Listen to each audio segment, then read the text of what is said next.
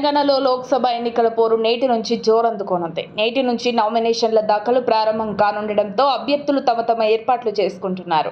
Nomination పత్రాలు సిద్ధం చేసిన వారు పొరపాట్లు ఏమైనా ఉన్నాయేమో అని గుర్తించేందుకు సీనియర్ నేతలు, న్యాయవాదులు పరిశీలనకు ఇచ్చారు.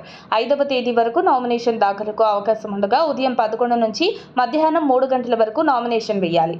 మంచి రోజు ఒకరోజు చూసుకుని అభ్యర్థులు ముహూర్తం ఖరారు చేసుకుంటారు.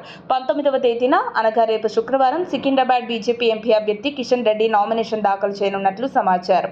ఈ కార్యక్రమానికి కేంద్ర మంత్రి రాజ్నాథ్ సింగ్ హాజరు కానున్నారు. సికింద్రాబాద్ కాంగ్రెస్ పార్టీ ఎంపీ అభ్యర్థి దానం నాగేందర్ 22 లేదా 24వ తేదీన నామినేషన్ వేసేందుకు ఏర్పాట్లు చేసుకుంటున్నారు. ఈ రోజు తెలంగాణ భవన్లో బారాస అభ్యర్థులకు పార్టీ అధినేత గులాబీ దళపతి కేసీఆర్ బీ ఫారంలు ఇవ్వనున్నారు. సికింద్రాబాద్ బీఆర్ఎస్ ఎంపీ అభ్యర్థి పద్మారావు గౌడ్ 19వ తేదీ శుక్రవారం లోక్సభ పరిధిలోని ఎమ్మెల్యేలతో కలిసి నామినేషన్ దాఖలు చేయనున్నట్లు వార్తలు వినిపిస్తున్నాయి.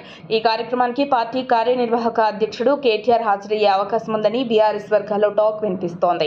ప్రధాన పార్టీల అభ్యర్థులు 3 నియోజకవర్గాల పరిధిలో ఇప్పటికే ప్రచారం మొదలుపెట్టారు. పార్టీ శ్రేణులతో అసెంబ్లీ నియోజకవర్గాల వారీగా వాడివేడిగా సమావేశాలు నిర్వహిస్తూ ప్రచార ప్రణాళికలను సిద్ధం చేసుకుంటున్నారు.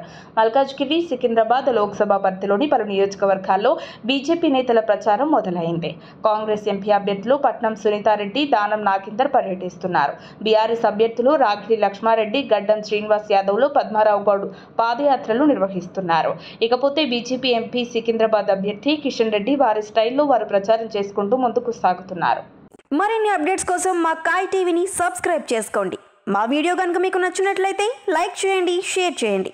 మీ విలువైన అభిప్రాయాలను కామెంట్ బాక్స్లో తెలియజేయండి.